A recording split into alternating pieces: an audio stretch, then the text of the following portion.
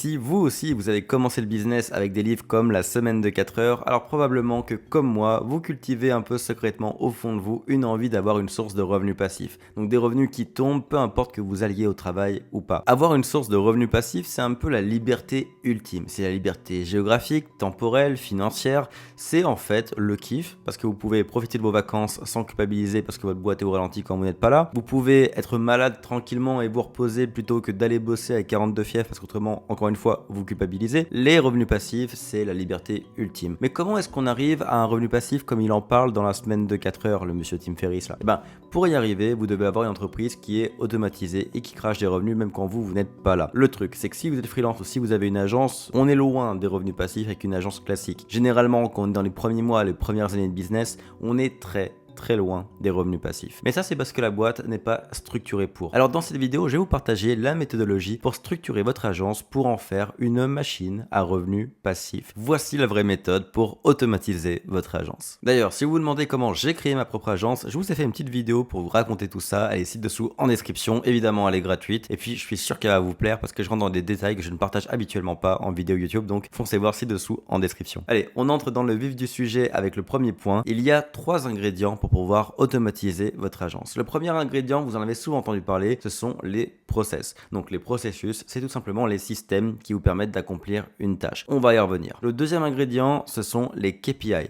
Donc les KPI sont les indicateurs de performance. Concrètement, ce sont les objectifs, les indicateurs qui nous disent si un process atteint un certain niveau de performance ou non. Donc par exemple, si mon objectif c'est de signer 5 clients par mois, eh bien mon KPI, mon indicateur de performance, c'est 5 signatures ce mois-ci. Est-ce que j'ai atteint mes 5 signatures ce mois-ci? Si je ne les ai pas atteints, je n'ai pas rencontré mon KPI. Donc un indicateur de performance, c'est tout simplement un indicateur qui détermine si on atteint notre résultat ou pas. Et le troisième ingrédient, ce sont les gens, les partenaires de confiance. Là aussi, on va y revenir. Quand vous avez ces 3 ingrédients, vous avez tout ce qu'il faut pour créer les plus belles entreprises, réussir les plus beaux projets et vous enrichir. Et au passage, surtout, automatiser votre agence. Ok, alors on a nos 3 ingrédients principaux. Maintenant, on peut attaquer la recette qui sera en 6 étapes. Alors la première étape, c'est de décortiquer en profondeur le cycle de vie d'un client, mais vraiment son cycle complet. Donc c'est-à-dire du moment où il arrive chez vous jusqu'au moment où il sort de chez vous, où sa durée de vie chez vous est terminée, toutes les étapes de son cycle de vie. Donc vraiment, je vous demande là d'être, pour que l'exercice fonctionne, d'être extrêmement précis. Donc ça veut dire que ça part de l'approche au R1, au devis, le R2 éventuellement,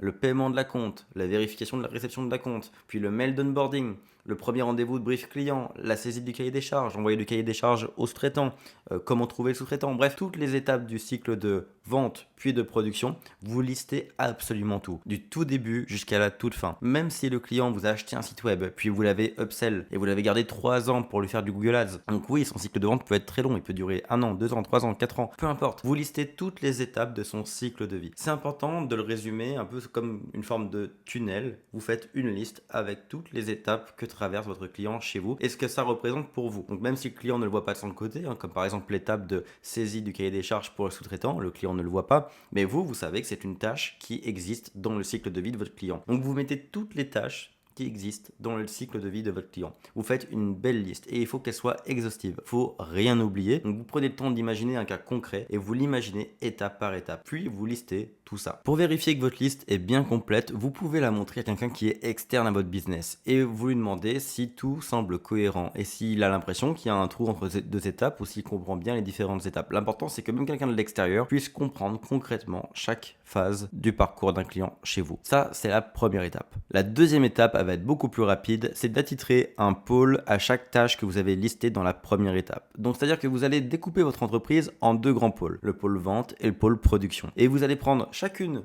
des différentes étapes de votre liste que vous avez créées dans l'étape 1 et vous allez attitrer le pôle vente ou le pôle production à une de ces tâches, ou plutôt l'inverse. Donc ce que vous allez faire, c'est par exemple approche R1, R2, etc. Bon bah ça c'est dans le pôle vente, donc on va les mettre par exemple en rouge et puis à côté les étapes de brief client, onboarding, livraison, etc.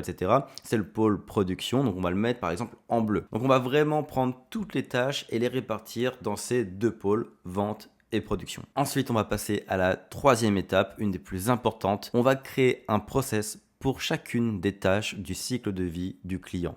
Donc, chacune des tâches qu'on a listées dans l'étape 1, on va lui créer un process qui l'explique parfaitement. Donc quelle forme ça peut prendre concrètement? Vous prenez l'outil Notion par exemple, vous créez une page que vous appelez Process, et puis dans cette page, vous créez d'autres pages, autant de pages qu'il y a de tâches dans le cycle de vie du client qu'on a vu à l'étape 1. Donc s'il y a 50 étapes dans votre cycle de vie, vous créez 50 pages. Et pour chacune de ces pages, vous lui donnez le titre d'une des tâches qu'on a vues dans l'étape 1. Donc par exemple, l'approche, c'est une page, R1, c'est une page, R2, c'est une page, le devis, c'est une page, et ainsi de suite. Chaque page devient en fait une tâche qui fait partie du cycle de vie de votre client. Et le but, c'est que dans chacune de ces pages, on vienne y inscrire le process pour réussir la tâche en question. Donc, qu'est-ce que c'est un process au fond? C'est un tutoriel. Donc, c'est un tuto dans lequel vous expliquez comment réussir la tâche. Donc, par exemple, si dans une des pages, on va retrouver envoyer le mail d'onboarding au nouveau client, qui est une des tâches de notre cycle de vie, on va avoir une page donc qui a ce titre-là. Quand on clique dessus, dans cette page, on doit trouver le tutoriel pour réussir l'email d'onboarding du nouveau client. Donc, par exemple, expliquer avec quel email on envoie l'email. On peut mettre le modèle d'email avec les espaces à personnaliser pour ajouter le prénom, le nom du client et puis éventuellement les informations importantes à récupérer dans l'onboarding. Bref, on va avoir un modèle d'email à modifier et puis on va l'accompagner de toutes les informations importantes pour qu'il soit envoyé correctement, de la bonne façon, avec les bons paramètres, etc. Vous voyez, ça c'est un tutoriel complet et dites-vous bien qu'un bon process peut être compris et appliqué par quelqu'un qui vient d'arriver dans votre boîte. Vous prenez le premier stagiaire qui passe, vous lui donnez le process et il doit être capable de réussir à accomplir cette tâche à partir de votre process. C'est comme ça que vous jugez un bon process. Vous pouvez aussi l'essayer avec votre grand-mère ou avec votre voisin. L'important c'est que n'importe qui d'externe à la boîte puisse réussir cette tâche uniquement avec cette page Notion. Donc ça c'est clairement selon moi le plus gros boulot derrière l'automatisation d'une agence, mais c'est le plus important. Comprenez bien que tout le reste de la recette ne servira à rien, le goût sera dégueulasse, ce sera trop salé si vous n'arrivez pas à faire correctement cette troisième étape. Donc il faut vraiment prendre le temps de le faire correctement et avec précision. Donc, vous prenez vraiment chaque étape du cycle et puis vous le détaillez en un process. Vous prenez pas trop la tête, l'idée c'est peut-être d'en faire 2, 3 ou 4 par jour, mais tous les jours vous en faites un petit peu et puis au bout d'un mois, 2 mois, 3 mois, 4 mois, vous avez 100% des process de votre boîte qui sont carrés. Évidemment, on n'automatise pas sa boîte du jour au lendemain, on ne crée pas un revenu passif du jour au lendemain, mais c'est en faisant ce genre d'étapes et en créant ce genre de process jour après jour sur plusieurs semaines ou plusieurs mois qu'on arrive à une boîte qui est parfaitement structurée. Donc vous prenez le temps de le faire, même dès le début de votre boîte, si vous êtes à 0 aujourd'hui, si vous démarrez, faites-le dès le début, vous allez vraiment gagner du temps et vous allez vous kiffer de l'avoir, plus tard vous vous kifferez de l'avoir fait au tout début. Donc dès le début, faites-le correctement, vous créez tous vos process et vous créez des process pour chacun. Quand le process se doit d'être visuel, quand vous voulez illustrer les choses, vous pouvez vous servir d'un super outil qui s'appelle Loom qui permet de capturer son écran et puis en même temps de parler par-dessus, puis voilà. Donc ça fait des vidéos tutoriels en fait que vous pouvez d'ailleurs mettre dans Notion directement. En plus, on peut directement les lire dans Notion, donc c'est super visuel. Ou alors vous faites des captures d'écran, vous faites des images, etc. Bref, vous glissez ce qu'il faut pour rendre votre tuto visuel si c'est nécessaire. L'important, c'est qu'à la fin, on ait un Notion dans lequel il y a toutes les tâches du cycle de vie du client et pour chaque tâche, il y a un process qui nous explique comment réussir cette tâche. Ça, c'était la troisième étape. La quatrième étape, c'est d'attitrer un KPI à chacun de ces process. En gros, un process n'est valable que si on sait s'il est réussi ou non. Et comment est-ce qu'on sait si un process est bien suivi et bien réussi? Eh bien, on lui met un KPI. Donc, vous l'avez compris, la quatrième étape, ça consiste à créer et à appliquer un KPI à chaque process pour savoir s'il est correctement ou non appliqué. Donc, ça veut dire que, par exemple, dans le process pour l'envoi d'un email d'onboarding, le KPI peut être que l'email doit être envoyé dans les 24 heures maximum après le paiement de la compte de la part du client. Donc le KPI, ça peut être est-ce que le mail est parti dans les 24 heures après qu'on ait reçu la compte du client. Ça, c'est un exemple de KPI quantitatif parce qu'on a un chiffre, une donnée précise. Un autre exemple de KPI quantitatif, ça pourrait être dans la phase, donc dans la tâche du brief client, où on va avoir une rencontre avec le client, où on va lui poser toutes nos questions pour établir son besoin précis. Le KPI pourrait être, est-ce que 100% des questions posées au client ont été répondues? Donc si on a par exemple un formulaire avec toutes les questions qu'on veut poser au client, à chaque nouveau client, est-ce que 100% des questions du formulaire ont été répondues? Si la réponse est oui, on est OK, la tâche a été validée. Si la réponse est non, c'est bête et méchant, c'est oui ou c'est non, même s'il y en a 99 sur 100, malheureusement, le KPI n'est pas répondu. Le responsable de cette tâche doit y retourner et récupérer 100% des réponses au formulaire. Et puis pour d'autres process, vous pouvez mettre en place des KPI plutôt qualitatifs, donc c'est-à-dire des KPI où on va définir si l'action a été menée ou non, qui peut se répondre par oui ou par non. Donc si vous avez une tâche par exemple qui consiste à transmettre votre cahier des charges à votre sous-traitant, le bon KPI pourrait être d'avoir une réponse écrite par email de la part du sous-traitant qui confirme qu'il a bien reçu le cahier des charges et que le cahier des charges est complet et lui donne 100% des informations dont il a besoin. Si on n'a pas cette réponse, le KPI n'est pas atteint. Donc le KPI de la tâche envoyer le cahier des charges au sous-traitant, ça peut être ce retour, cette confirmation par email que le sous-traitant a tout ce qu'il lui faut. Et si on n'a pas ce retour, eh bien vous comprenez que le KPI n'est pas rencontré et que donc la tâche n'est pas réussie. Donc comme vous le voyez, vraiment un KPI, ça peut être à peu près n'importe quoi du moment qu'il indique que la tâche a été réussie ou non. Et pour définir le KPI, donc l'indicateur de performance parfait, c'est très simple. Juste vous prenez la tâche et vous définissez quelle serait la victoire liée à cette tâche. Donc si cette tâche est réussie, qu'est-ce qu'elle génère comme résultat? Là, par exemple, dans le cadre de l'envoi du cahier des charges, on veut un accusé réception qui dit que le cahier des charges est bien reçu et qu'il est complet. Si on n'a pas ça, on n'a pas la victoire finale, on n'a pas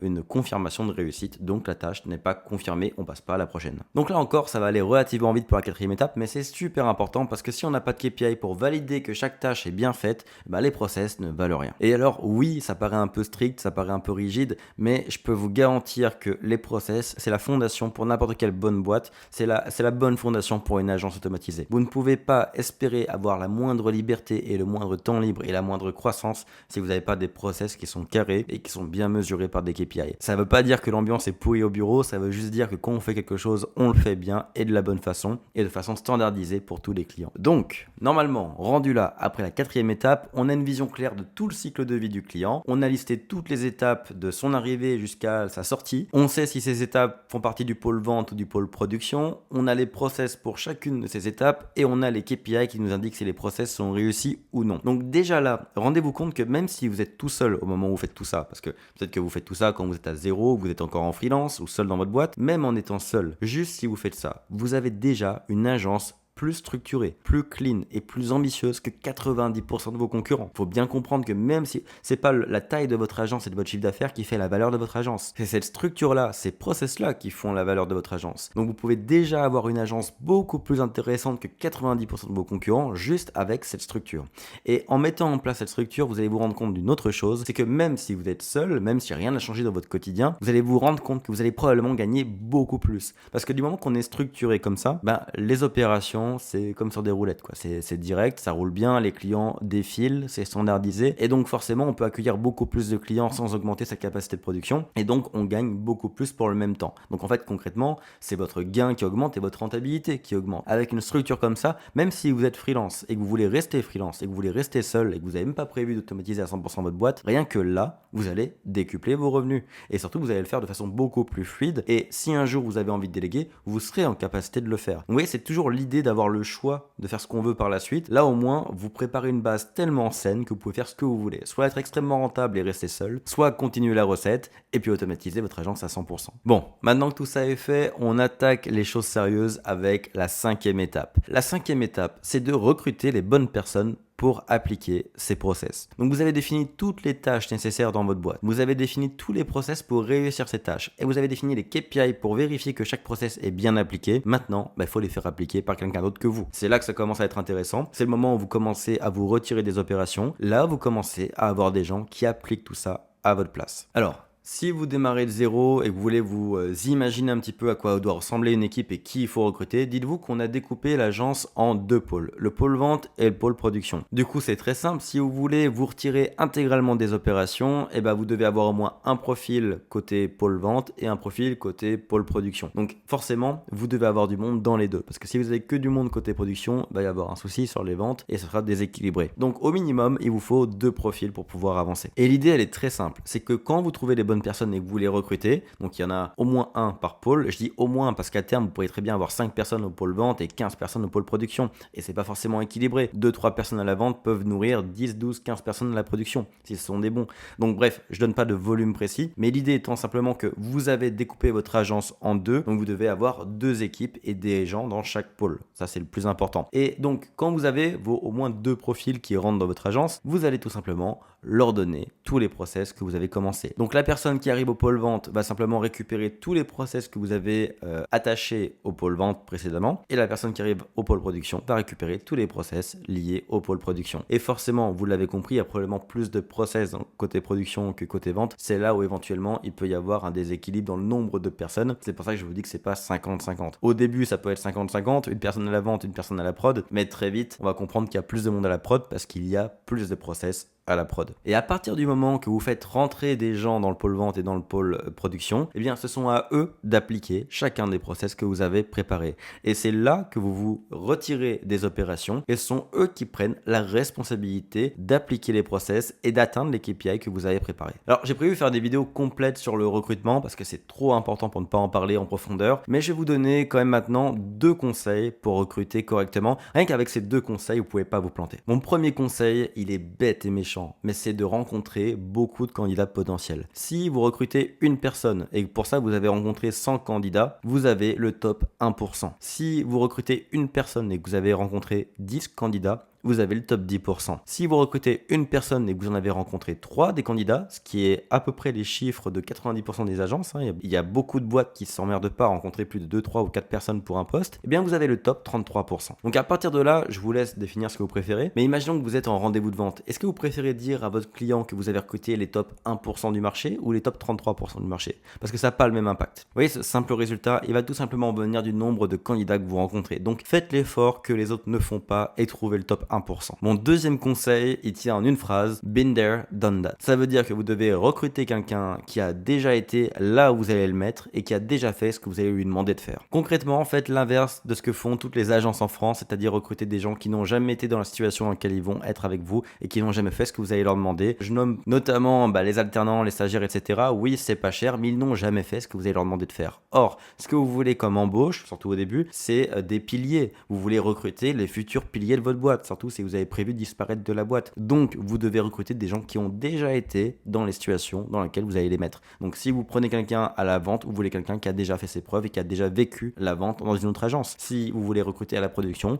vous devez recruter quelqu'un qui a déjà été à la production dans une autre agence. Il n'y a aucune raison que vous vous contentiez d'un candidat peu qualifié là où d'autres agences vont aller recruter les meilleurs, les top 1%, qui ont déjà tout vécu et déjà une bonne expérience. Ne vous contentez pas du bas du panier, allez chercher les meilleurs pour bâtir la meilleure agence possible. Donc, rencontrez énormément de candidats avant de recruter et recrutez seulement ceux qui peuvent dire been there, done that. Normalement, si vous respectez ces 2 conseils, vous aurez des profils qui seront capables de prendre les process, de les appliquer et les appliquer correctement. Normalement, déjà à partir de là, votre quotidien va drastiquement changer. C'est-à-dire que vous n'êtes plus au four et au moulin, vous ne faites plus et la vente et la production. Ce que vous faites, c'est du management. Vous gérez vos ressources humaines. Vous avez les process, vous avez recruté pour appliquer les process, donc vous gérez les personnes que vous avez recrutées. Et ce que vous allez faire au quotidien, eh bien, c'est tout simplement suivre les KPI. C'est pour ça qu'on a créé ces KPI, c'est pour pas que vous ayez à vérifier chacun des process et la façon dont les gens appliquent les process dans votre équipe. Ce que vous vérifiez, ce sont les KPI. Donc simplement, vous allez voir la personne que vous avez recruté et qui s'occupe par exemple d'envoyer le cahier des charges au sous-traitant, et ce que vous lui demandez, c'est pas est-ce que tu l'as envoyé correctement et montre-moi ton email, etc. Non, c'est est-ce que tu as le mail de confirmation du sous-traitant qui dit qu'il a bien reçu ton cahier des charges et qu'il y a trouvé 100% des informations dont il avait besoin. C'est ça le KPI pour cette tâche. Donc vous allez simplement vérifier tous les jours les KPI de votre équipe pour être sûr qu'ils appliquent correctement les process. Donc votre quotidien, ça devient du management et du contrôle qualité, du contrôle des KPI. Déjà là, ça devient très intéressant parce que vous travaillez probablement moins qu'avant, vous êtes moins face aux clients, vous pouvez faire x10 sur votre chiffre d'affaires, vous pouvez scaler votre agence parce que techniquement, vous avez maintenant une structure qui permet de grandir. Là, vous pouvez très bien avoir seulement 2 profils, 2 employés, un à la vente et un à la prod, ou vous pouvez en avoir 5 à la vente et 50 à la prod et avoir une agence qui fait 10 millions par an avec la même structure que ce qu'on a créé là. Donc ça vous permet de scale. Donc déjà là, on est dans une situation beaucoup plus confortable et beaucoup plus rentable qu'avant. Vous pouvez avoir une vraie belle grosse agence qui tourne à ce moment-là et donc déjà faire beaucoup d'argent. On n'est pas encore à la liberté ultime, mais vous faites déjà beaucoup d'argent et la nature de votre quotidien a beaucoup évolué. Maintenant, on va pouvoir aller à la dernière étape et on va aller s'extraire de la machine. On a créé la machine qui génère de l'argent, maintenant on va s'extraire de la machine. La 6e étape, c'est de recruter les bonnes personnes pour superviser ceux qui appliquent les process. C'est-à-dire qu'aujourd'hui, c'est vous qui contrôliez tous les KPI des gens qui appliquent les process au niveau de la vente et au niveau de la production. Eh bien,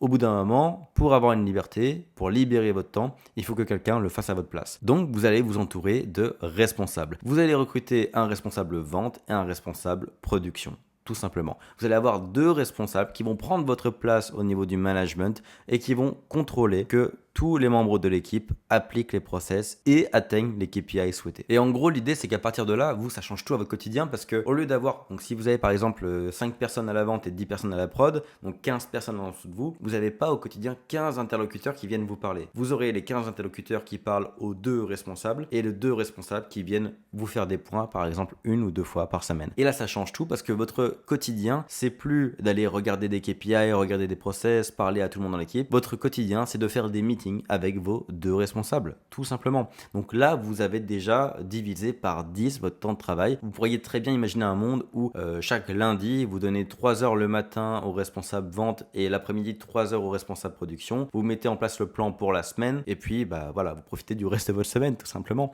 Vous allez à la pêche. Donc ça, c'est une possibilité. Vous pouvez déjà vous arrêter là. Mais si vous voulez vous extraire complètement de la boîte, vraiment, vous voulez le boss final qui est l'automatisation ultime où vous n'avez plus rien à faire dans la boîte, et bien à ce moment-là, vous allez faire un dernier recrutement. Ce dernier recrutement, c'est un DG, un directeur général. Donc quelqu'un qui est tout en haut, qui prend votre place, qui supervise les 2 responsables vente et prod, qui eux-mêmes supervisent toutes les personnes à la vente et à la prod. Ça vous fait un organigramme complet dans lequel vous n'êtes simplement plus présent. Vous devenez propriétaire de l'organigramme. Vous n'êtes plus dans l'organigramme. Et à ce moment-là, la recette, elle est finie. Les 6 étapes sont passées. Vous envoyez tout au four pendant 3 ans. Et vous avez un organigramme béton avec des process et des KPI béton qui génèrent des résultats, donc qui sont rentables et qui génèrent des clients satisfaits qui restent avec vous. C'est avec ce genre de structure, étape par étape, que vous créez une agence qui s'automatise et donc vous allez vous extraire au niveau des opérations. Ça peut prendre 1 an, 2 ans, 3 ans, peut-être 5 ans si vous prenez vraiment votre temps. Mais ça prend quelques années, mais ça change tout à votre avenir et surtout, même en termes d'enrichissement personnel, ça change tout. Parce qu'en adoptant cette structure et en adoptant cette façon de penser, cette façon de voir les choses, vous allez forcément créer une entreprise, une agence qui a beaucoup plus de potentiel de croissance. Vous avez vraiment une agence qui peut scale, déjà, c'est le plus important, qui peut augmenter drastiquement son chiffre d'affaires tout en étant capable de maintenir le même niveau de qualité dans la livraison, mais aussi une agence qui peut se valoriser, se revendre. Bref, c'est non seulement la meilleure route vers la liberté, donc temporelle, géographique, etc., mais c'est aussi la meilleure route vers l'enrichissement. Donc, en tous les cas, si vous bâtissez une agence, je vous conseille de suivre cette structure, que vous ayez prévu ou pas de vous extraire des opérations. Même si vous n'avez pas prévu quitter la boîte, vous pouvez garder le rôle de DG, vous pouvez même garder le rôle de PDG qui supervise le DG, qui supervise le responsable, qui supervise toute l'équipe. On peut même être tout en haut de la chaîne et avoir quelqu'un en dessous de nous, un seul interlocuteur à qui on parle au quotidien. C'est possible, tout est possible dans la pratique. C'est même très bien parce que ça vous permet de valoriser votre boîte parce que vous n'êtes pas du tout dans les opérations. Mais même si vous voulez rester dans votre boîte, soyez à la tête d'une structure, pas à la tête d'une boîte où c'est un joyeux bordel et où tout se fait mais on sait pas trop comment. Donc j'espère que ça vous a plu, j'espère que cette vidéo, même si elle était extrêmement schématisée, même si elle est simplifiée volontairement parce qu'on parle d'une vidéo YouTube, c'est évidemment compliqué de résumer parfaitement l'ensemble d'une croissance de boîte et une structure de boîte, mais j'espère quand même que ce schéma vous a aidé à mieux visualiser votre croissance et voir comment rendre votre agence autonome. Dites-moi en commentaire ce que vous en avez pensé, posez un like si ça vous a plu, si vous aimez ce genre de contenu de plus haut niveau, et je vous dis à très bientôt pour une prochaine vidéo.